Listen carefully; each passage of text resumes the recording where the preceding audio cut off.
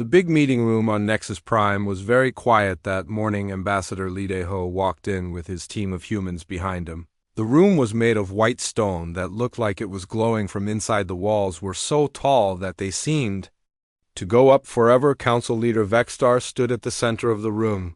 His body was made of clear crystal that changed colors when he moved like a living rainbow. Vexstar had been the leader of the Galactic Council for 300 years. He had met thousands of different alien species from across the galaxy. Some were small and furry, some were big and had many arms. Some could fly and some lived underwater, but he had never met humans before. The report on his desk said humans were from a small blue planet called Earth. They had only just learned how to travel between stars. They were young and probably not very smart.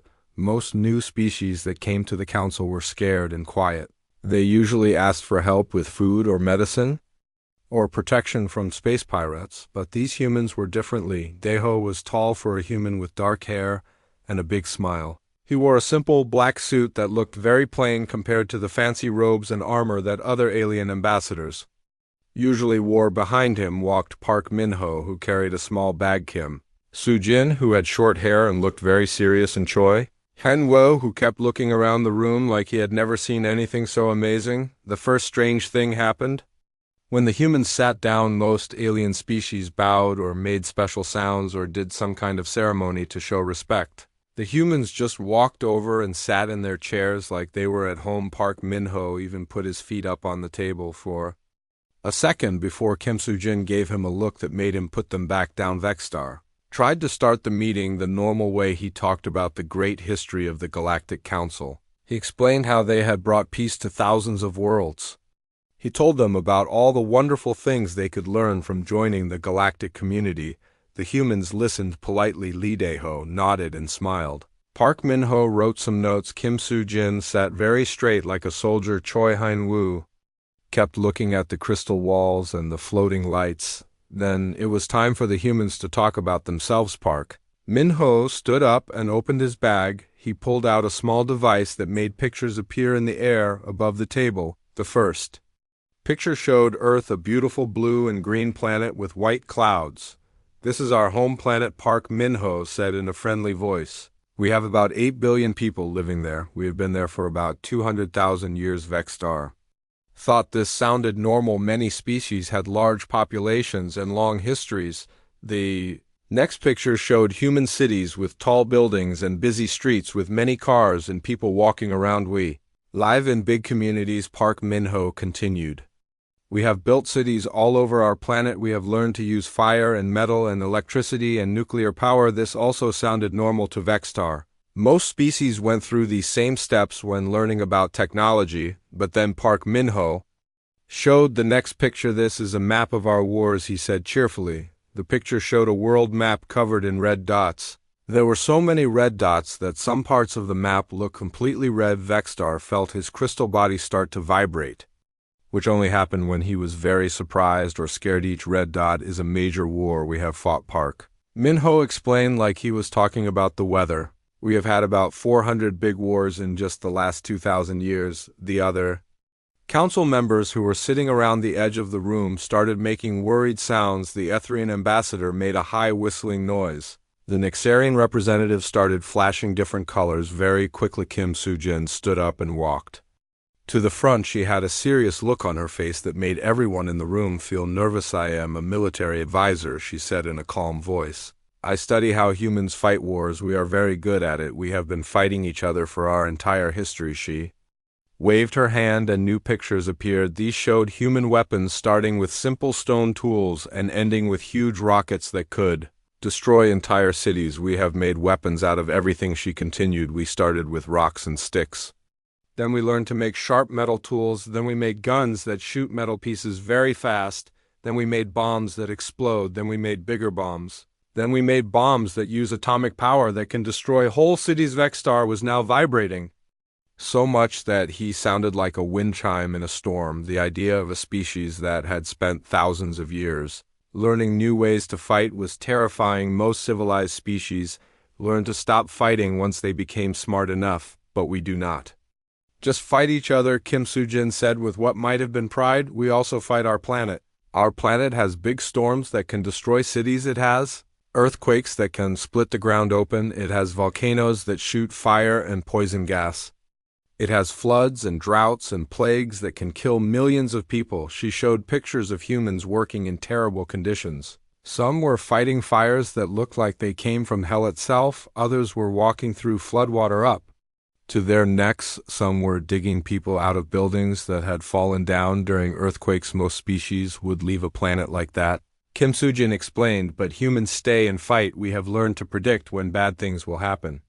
We build stronger buildings, we make better medicine, we find ways to grow food even when the weather is terrible. We never give up. During the break in the meeting, something even stranger happened. The council had sent some security robots to watch the humans and make sure they did not cause trouble. These robots were tall and black and very scary looking. They were designed to make people afraid so they would behave properly. When the council members came back from their break, they found something impossible. Choi Hyun-woo was teaching one of the security robots how to dance. The robot was moving its arms and legs in a jerky rhythm while Choi Hyun-woo clapped his hands and laughed. The other humans were standing around watching and cheering. The robot seemed to be enjoying itself, even though robots were not supposed to have feelings. How did you do that? Asked Vexstar in a shaky voice. So that was easy, said Choi Hyun-woo. I just talked to him. His name is Bob now. We are friends. His name is Bob, repeated Vexstar slowly. Yeah, Bob, said Choi Hyun-woo like this was perfectly normal. He was lonely, so I taught him some dance moves. He is actually pretty good at it. The idea that humans could make friends with a military robot just by talking to it and giving it a name was so strange that several council members had to sit down. Then Yang Ji-hoo, the human science officer, started talking about what humans did for fun.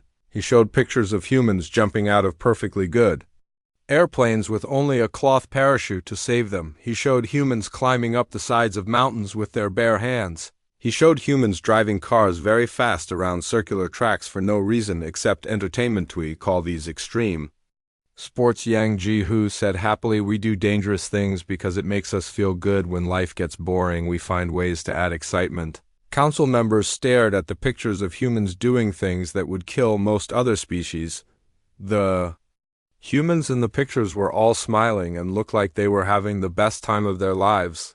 This was when Vexstar realized that the humans were not just different, they were impossible. They were a species that had survived by being too stubborn to die, too curious to stay safe, and too friendly to be scared of anything. The meeting ended with the council members all looking very worried. The humans packed up their things and walked out, still smiling and talking about how nice everyone had been. After they left, Vexstar called an emergency meeting. We have a problem, he announced to the other council leaders. These humans are not like any species we have ever encountered.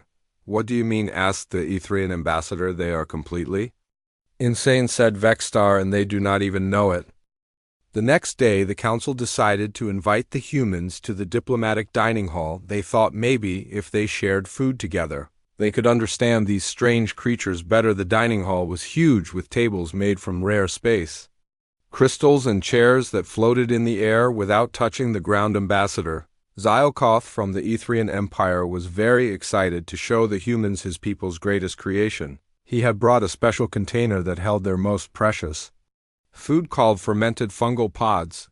These pods took 3 years to grow in special caves and were considered the finest food in 17 different star systems. Only the most important people were allowed to eat them. The Etherian ambassador opened the container very carefully, like he was holding the most valuable treasure in the universe. Inside were small purple things that looked like wrinkled balls. They smelled very strong and made a soft humming sound. This is our greatest delicacy, Zylkoth said proudly. It represents thousands of years of our culture. Each pod contains the essence of our homeworld. Han Jisoo, the human nutritionist, leaned over to look at the pods. She smiled politely and took one of the small purple balls. She put it in her mouth and chewed it slowly. Her face did not change at all while she ate it. That is very interesting, she said after swallowing. Thank you for sharing it with Ushokoth was very pleased that the human appreciated his culture's finest food. But then something terrible happened. Han Jisoo reached into her bag and pulled out a small red bottle. She squeezed some red liquid onto another fungal pod and ate it. The red liquid was so bright it looked like it was glowing. "What is that?" asked Zyokov in a worried voice. "Oh, this is hot sauce," Han Jisoo said happily. "We put it on everything back home." "It makes food taste better," she offered the bottle to Zyokov, who took a tiny drop on his finger. When he tasted it, his whole body started shaking and changing colors rapidly. He made a sound like a tea kettle screaming. "That is poison," he gasped. "How are you still alive?" Han Jisoo laughed. "It is not poison. We eat much spicier things than this. My grandmother makes sauce that is 10 times hotter than this. We use it on our breakfast." The other aliens at the table stared at Han Jisoo like she had just said she drank liquid fire for fun, which in a way she had. Things got worse when the humans started talking about their favorite foods. Back on Earth, Song Hae-jin began describing something called Korean barbecue, where they cooked meat over open flames and ate it with more spicy sauces. She showed pictures of humans sitting around fires, cooking food that was still sizzling and smoking. "We also eat raw fish," she said cheerfully, "and fermented vegetables that we bury in the ground for months, and soup that is so hot it burns your tongue, but we eat it anyway, because it tastes good." The Nixarian delegate, who only ate specially prepared energy crystals, started making worried chirping sounds.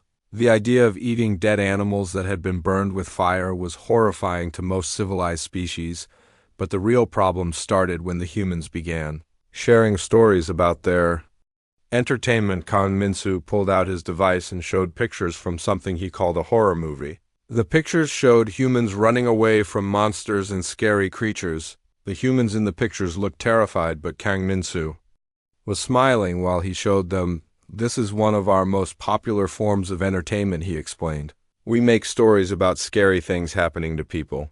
Then we watch them in dark rooms while eating snacks." "Why would anyone want to be scared on purpose?" asked Council Member Kexalon, whose species had evolved past the need for fear responses. "Because it is fun," Kang Min-soo said. "Like this was the most obvious thing in the world. We like feeling scared when we know we are actually safe. It makes our hearts beat faster and gives us excitement." He showed more pictures of humans watching these horror movies. They were covering their eyes and making scared faces, but they were all choosing to be there. Nobody was forcing them to watch. "We have whole buildings called movie theaters where hundreds of people go to be scared together," Kang Min-soo continued. "We pay money for this. We have contests to see who can watch the scariest movies. We make the movies scarier and scarier every year, because we get used to being scared." The council members looked at each other with growing alarm. A species that voluntarily subjected itself to terror for entertainment was beyond their understanding. Song Hae-jin started talking about human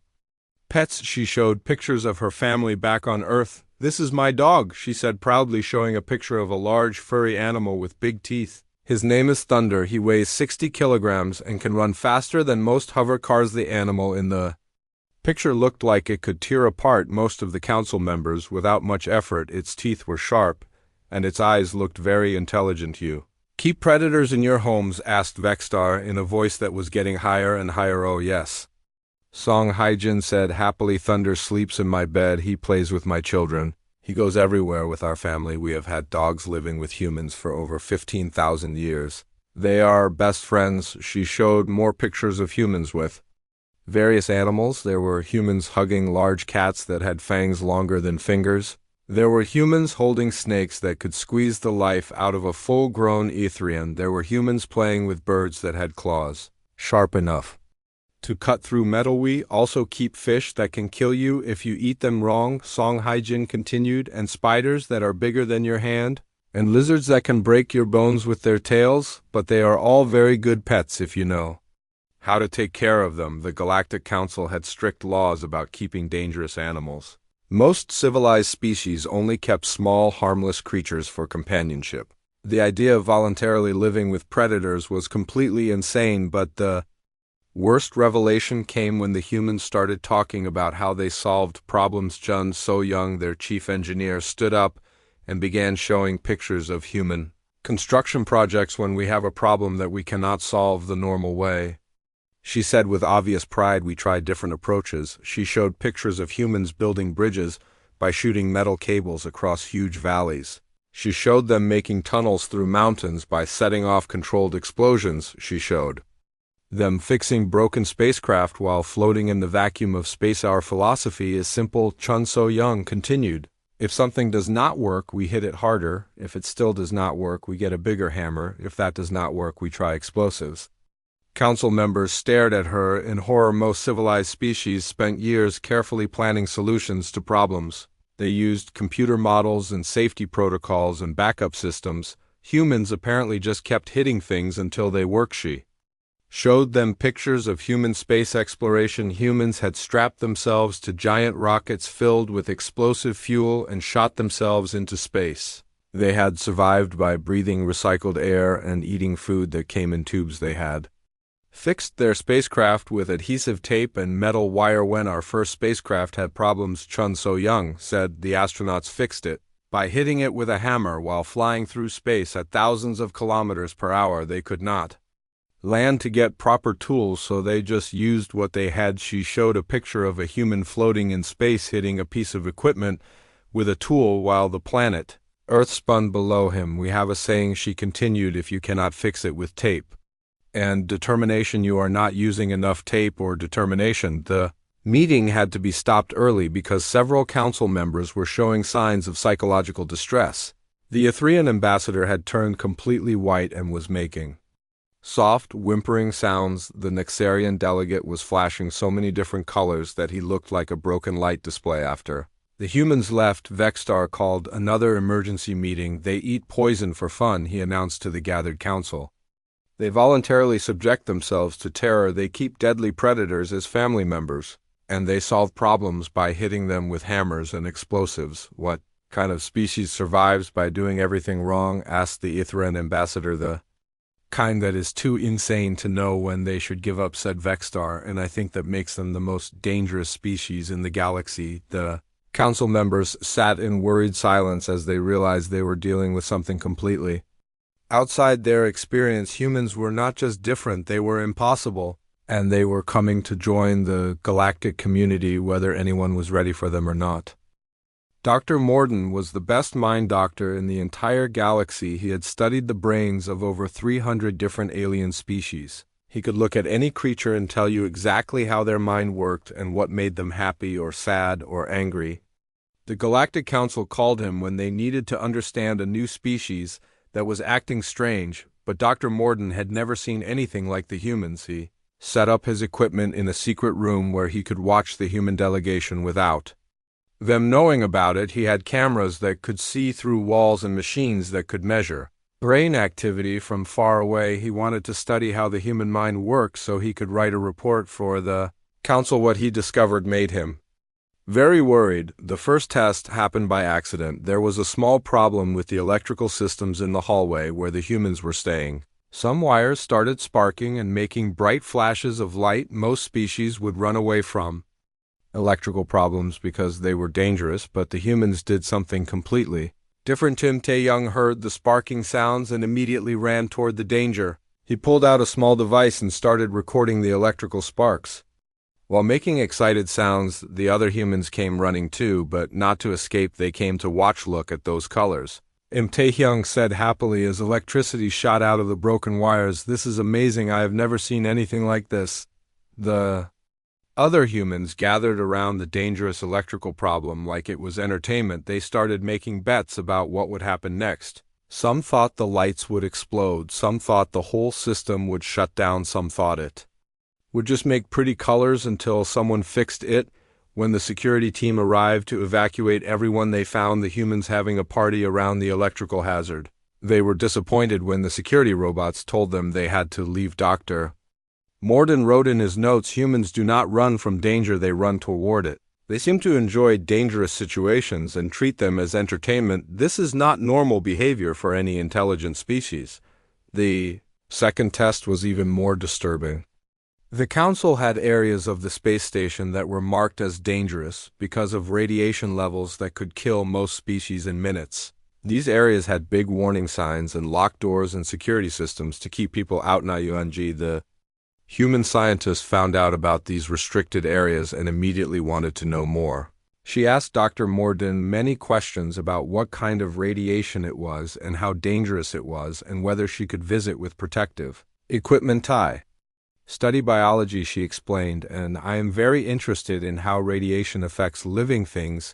Could I just take a quick look? I promise I will be very careful, doctor. Morden explained that the radiation would kill her in less than 10 minutes even. With the best protective suits, the area was completely off limits to everyone except specially trained robots. That made Na Yunji even more interested. What would happen if someone stayed for exactly 9 minutes? She asked. Would they get sick right away, or would it take time? Can humans build up resistance to radiation over time? Has anyone ever tried it? Dr. Morden realized that telling a human something was dangerous only made them more curious about it. This was the opposite of how every other species behaved. The third test revealed something even worse. The humans had something they called curiosity that seemed to control their entire lives. They could not see anything new or unknown without wanting to understand it better even if understanding it might kill them. Oh, Hyun-sik found some old alien artifacts in the station museum. These artifacts were from a dead civilization that had destroyed itself with their own technology. The artifacts were kept behind protective barriers because they still contained dangerous energy. Oh, Hyun-sik spent hours staring at the artifacts and asking questions about how they worked and what they were for and why the civilization that made them had died out. When he learned that the civilization had destroyed itself by accident while trying to build better weapons, he became even more interested. That is so sad, he said, but also very fascinating. I wonder what we could learn from studying their mistakes. Do you think humans would make the same errors? Do you have any books about what went wrong? Dr. Morden was amazed that a human could learn about a species that had accidentally destroyed their entire planet and think this was an interesting learning opportunity. Instead of a terrifying warning, his tests showed that humans had evolved something that most species had evolved away from. They still had very strong survival instincts, but they also had curiosity that was stronger than their fear. This meant they would walk into dangerous situations just to see what would happen. Dr. Morden discovered that humans actually needed dangerous situations to be psychologically healthy. If they stayed in safe, comfortable places for too long, they became sad and restless and started acting strange. They called this cabin fever and said it could only be cured by going somewhere new and possibly dangerous. The worst discovery was that humans had backup systems for everything. Their bodies could keep working even when badly damaged. They had two of many important organs, so if one stopped working, the other could take over. They could survive losing large amounts of blood. They could function with broken bones and torn muscles and infected wounds. Humans could also adapt to almost any environment. Dr. Morden learned that they had lived in places that would kill most species. They had survived in frozen wastelands where the temperature never rose above freezing. They had lived in deserts where there was no water for hundreds of kilometers. They had built cities underground and on mountaintops and in swamps full of poisonous creatures. When Oh Hyun-sik was asked about human adaptability, he talked about their history like it was something to be proud of. We have survived ice ages that lasted thousands of years, he said cheerfully. We lived through volcanic eruptions that blocked out the sun. We survived asteroid impacts and plagues and floods and droughts. Every time something terrible happened, we found ways to keep going. He showed pictures of human settlements in places that looked like alien planets. Humans living on floating cities in the middle of oceans. Humans building homes inside mountains. Humans creating underground farms in places where nothing should be able to grow. We are very good at making the best of bad situations, Oh Hyun-sik continued. If we cannot change our environment, we change ourselves. If we cannot change ourselves, we build tools. If we cannot build tools, we learn to do without them. Dr. Morden realized that humans were not just dangerous because they were aggressive or unpredictable. They were dangerous because they were impossible to stop. They would adapt to anything, survive anything, and keep trying until they succeeded or died, and even then their species would learn from their mistakes and try again. His final report to the council was very short but very alarming. Subject: species displays psychological condition unknown in galactic records. He wrote, humans actively seek dangerous situations and treat survival challenges as entertainment. They possess curiosity responses that override all safety protocols. They show signs of species-wide adaptation syndrome that allows them to survive In any environment most disturbing, they appear to require exposure to danger for psychological health. Safe environments cause them distress recommendation. Immediate psychological evaluation of all council members who have had contact with human subjects. The report caused panic in the council chambers. Several members had to be taken to the medical bay after reading it. The idea of a species that needed danger to be happy was so alien to their thinking that their minds could not process it. Proper Live X-Star called another emergency meeting, but this time he had to take medicine to calm his nerves before he could speak. We are not dealing with a normal species, he announced to the council. These humans are psychologically impossible. They are mentally designed to survive things that should kill them, and they enjoy it. What do we do? Asked the Etherian ambassador. I do not know, said Vexstar, but we need to find a way to deal with them before they drive us all insane. The council made a terrible mistake when they agreed to let the humans show them some of their cultural traditions. The humans had asked very politely if they could demonstrate some activities from their home planet. They said it would help everyone understand human culture better. They promised it would be educational and fun. Council leader Vexstar thought this sounded harmless. Most species shared their culture through art or music or poetry. How dangerous could human culture be? He was about to find out. The demonstration was scheduled to take place in the station's recreational facility. This was a large room with soft floors and walls that could be changed to look like different environments. It was designed for gentle activities like meditation and low-impact exercise. The humans arrived wearing strange clothing that looked like it was designed for physical activity. Bae Seung-ho wore loose white pants and a white shirt with a black belt around his waist. Yoon Da-sam wore similar clothes, but hers were blue. Both of them looked very serious and focused. We are going to show you some of our traditional martial arts, Bae Seung-ho explained to the gathered council members. These are fighting techniques that humans have developed over thousands of years. Fighting techniques, repeated Vexstar in a worried voice. Oh, yes, said Yoon-da-sam cheerfully. We learned these as children. They help us stay healthy and teach us discipline and self-control. What happened next made several council members faint. Bae Seung-ho and Yoon-da-sam began what they called sparring.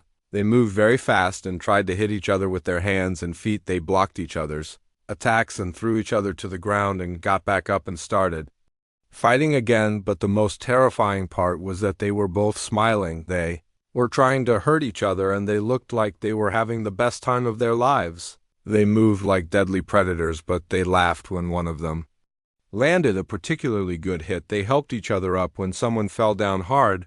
They congratulated each other on especially clever moves. This is how we play, council member Carvex whispered in horror. The demonstration got worse when more humans joined in. Go Min-young showed them something called boxing, where humans hit each other in the face while wearing special gloves.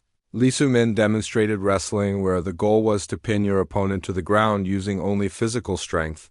The humans explained that these activities were considered normal entertainment on their planet. Millions of people gathered to watch others fight each other professionally. Children started learning these skills as soon as they were old enough to walk safely. Adults practiced fighting techniques to stay in good physical condition. We have competitions where the best fighters from around the world come together to see who is strongest. Go Min-young explained with obvious pride. The winners become famous and everyone celebrates them. You celebrate people who are good at violence, asked the Etherian ambassador. Of course, said Go Min-young.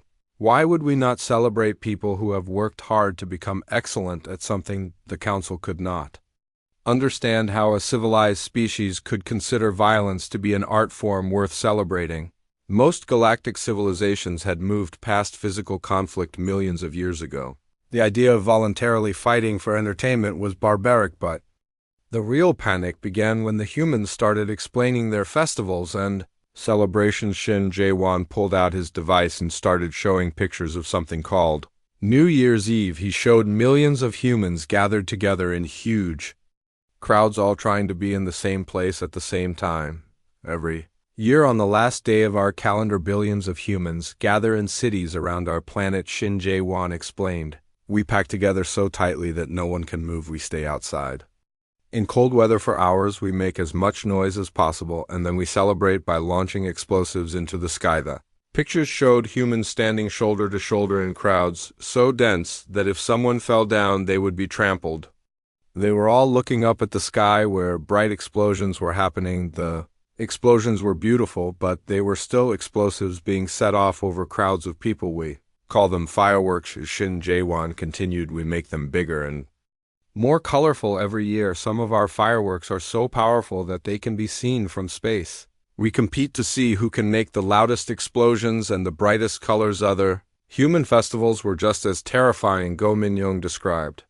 Something called a music festival where hundreds of thousands of humans gathered in fields and listened to sounds so loud that they could cause permanent hearing damage. They did this for days at a time while consuming substances that impaired their judgment and sleeping in small tents that provided no real protection from weather or wild animals. We also have food festivals where we see who can eat the most dangerous things. Shin Jae-won added, we have contests to see who can eat the spiciest of food or the strangest combinations. We have competitions where people try to eat as much as possible as quickly as possible. Sometimes people get sick, but we think this is funny. The council learned that humans had celebrations that involved jumping out of airplanes together, running long distances for no reason other than to prove they could, and something called extreme sports where the goal was to do dangerous things in the most dangerous way possible. We have a sport called mountain climbing. Lee Soo-min explained, where we try to get to the top of the highest and most dangerous mountains on our planet.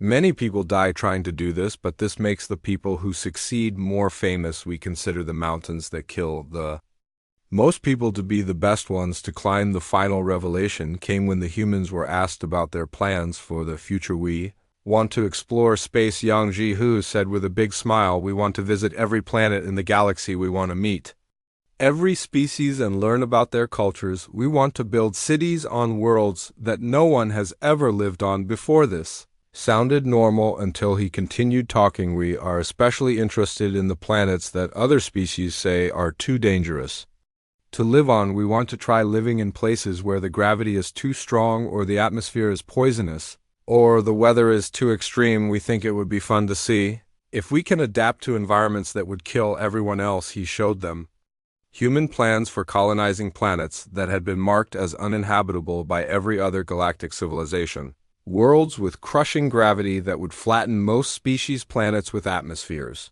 made of poisonous gas, moons where the temperature changed by hundreds of degrees every few hours. If we can figure out how to live there, Yang Ji-hoo continued, then we can help other species live there too. We want to make friends with everyone and share all the dangerous places in the galaxy. The council realized that humans were not just planning to join galactic civilization. They were planning to spread across every dangerous corner of the galaxy, and they wanted to take everyone else with them. They saw deadly planets as exciting challenges instead of places to avoid. When the demonstration ended, the recreational facility looked like a disaster area. The soft floors were torn up from all the fighting.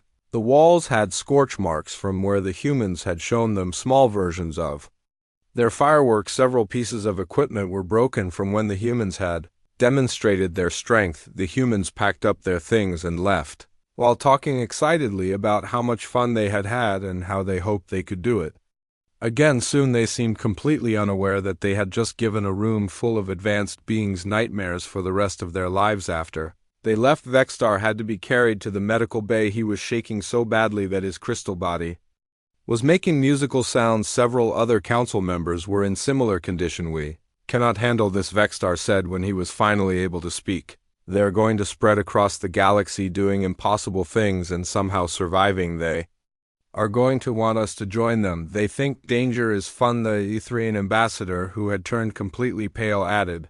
And they have no idea how terrifying they are. They think they are being friendly. The council faced a terrible choice. They could try to stop the humans from joining galactic civilization, but that would probably just make the humans more interested in proving they belonged. They could try to ignore the humans, but that was impossible now that they knew what humans were capable of. Or they could find a way to cope with the reality that the galaxy now contained a species that considered mortal danger to be entertainment, and wanted to share this attitude with everyone they met. The emergency session lasted for 3 days. As council members tried to figure out what to do about the human problem, by the end everyone agreed on one thing: something Had to be done before the humans drove every civilized species in the galaxy completely insane. The answer came from the most unexpected place, the humans themselves, during what was supposed to be a normal conversation about trade agreements. Lee Soo-min, the human medical officer, started talking about stress management. She explained that humans had developed many different ways to deal with overwhelming situations because their lives were naturally very stressful. We know that our lifestyle is pretty intense, Lee Soo-min said in her usual cheerful way, so we have learned techniques to help us stay calm when things get too crazy. Dr. Kurthox, the council's chief medical researcher, was listening very carefully. He had been looking for any possible solution to the human problem. What kind of techniques, he asked, trying to keep his voice steady. Oh, lots of things, Lee Soo-min replied. We have meditation where we sit quietly and try to empty our minds. We have breathing exercises where we control our breathing to slow down our heart rate. We have physical exercise that helps us work off excess energy, and we have medicines that can help people feel calmer when they are too stressed. Medicine, repeated Dr. Kurthoxes. Lee Soo-min said. Some people need chemical help to deal with anxiety or depression or other mental health issues. Our brains naturally produce chemicals that can make us feel excited or scared or happy or sad. Sometimes these chemicals get out of balance, and we need medicine to fix the balance. Dr. Kurthox realized that he had just been given the key to solving the human problem. If humans had developed chemicals to help their own minds cope with their impossible lifestyle, maybe those same chemicals could help other species cope with human existence. He immediately started researching human brain chemistry. What he discovered was amazing and terrifying at the same time. Human brains naturally produced chemicals that would be considered powerful drugs by most galactic species. The average human brain was running on a mixture of compounds that would put an Ixarian into a coma, cause a Etherian to experience religious visions and make a Zephyrian believe they could fly. This explained why humans seemed to live in a constant state of barely controlled chaos. Their brains were naturally producing chemicals that made them brave, curious, aggressive, and optimistic all at the same time. No wonder they thought jumping out of airplanes was fun. Their brains were essentially drugged all the time. Dr. Kurthox assembled a team of the galaxy's best chemists and brain specialists. Their mission was to create a medicine that would help non-human minds accept the reality of human existence without having complete mental breakdowns. The first challenge was figuring out what exactly made humans so psychologically disturbing to other species. After extensive research, they identified the main problems. Humans treated danger as entertainment, which was impossible for logical minds to understand. Humans formed emotional attachments to everything, including things that wanted to kill them. Humans never gave up, even when giving up was clearly the smart thing to do. Humans were curious about things that should be left alone. Humans thought suffering was character building. The research team realized they needed to create a medicine that would temporarily suppress the logical parts of alien brains. The parts that said this is impossible, and this makes no sense, and these creatures are insane. After months of testing, they developed a compound they called Stability Formula 7. The medicine worked by reducing the brain activity in the areas responsible for logical analysis and threat assessment. This allowed alien minds to hear about human activities without immediately rejecting them as impossible. The first test was conducted with volunteer diplomats who had been avoiding human contact due to what they called psychological distress. Ambassador Zylkoth agreed to try the medicine before meeting with the human delegation. He was given a small dose of Stability Formula 7 30 minutes before the meeting. The results were remarkable when Kim Soo-jin started describing human military training exercises where soldiers practiced fighting in conditions that would kill most species. Zylkoth nodded politely and asked follow-up questions. Instead of fleeing in terror, he seemed genuinely interested in learning more. When Song Haijin showed pictures of her pet dog, which looked like it could eat a full-grown Etherian for breakfast, Zylkoth commented on how nice it looked and asked about its training. When Yang Ji-hu described human vacation activities that involved deliberately seeking out dangerous animals in their natural habitats, Zylkoth said it sounded very adventurous and asked if humans ever got hurt doing these things. The medicine allowed Zylkoth to process the information about human behavior without his logical mind rejecting it as impossible. He could accept that humans did these things Even if he could not understand why they would want to do them, word of the successful test spread quickly through the diplomatic community. Within weeks, every ambassador and trade representative in the galaxy was requesting access to stability. Formula 7, the Galactic Council, established an entire new department called the Human Interaction Support Division. Their job was to produce and distribute the medicine that allowed civilized beings to have conversations with humans without needing therapy. Afterward, the medicine became so important that it was included in all diplomatic supply packages. Trade negotiations with humans required pre-meeting pharmaceutical preparation. Cultural exchange programs came with medical warnings and mandatory drug testing to make sure diplomats had taken their pills. Military cooperation agreements included special provisions for medical support when working with human forces. The medicine was so essential that some species began calling it human pills, and everyone knew exactly what that meant. The irony was not lost on anyone. Humans had become the first species in galactic history to require other species to take medicine, just to tolerate their presence, and the humans had no idea.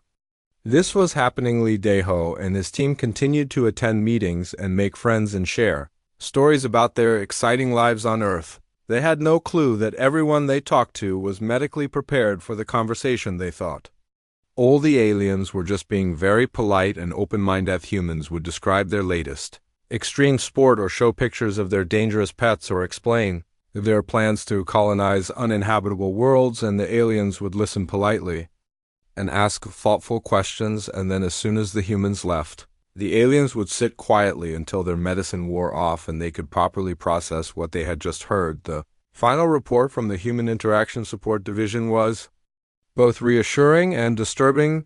The pharmaceutical solution is effective in allowing normal diplomatic relations with the human species. However, we must note that the humans remain completely unaware of the psychological impact they have on galactic civilization. They continue to believe their behavior is normal and expect other species to share their enthusiasm for dangerous activities. Most concerning the humans have begun making friends with some of our medicated diplomats. Several ambassadors have reported feeling genuinely fond of the humans while under the influence of stability. Formula 7, we are unsure what long-term effects this might have on galactic politics. As Vexstar noted in the final council session, the humans have achieved something unprecedented in galactic history. They have forced an entire civilization to develop medicine just to cope with their existence, and somehow they have managed to do this while believing they are being helpful and friendly. He paused and looked around the room at his fellow council members, who were all quietly taking their daily dose of human pills. Perhaps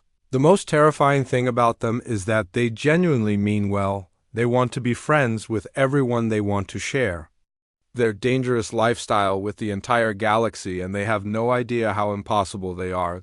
Council voted unanimously to admit humans to galactic civilization, but only with the understanding that all future interactions would require proper pharmaceutical preparation, and so the galaxy learned to live with humans one pill at a time.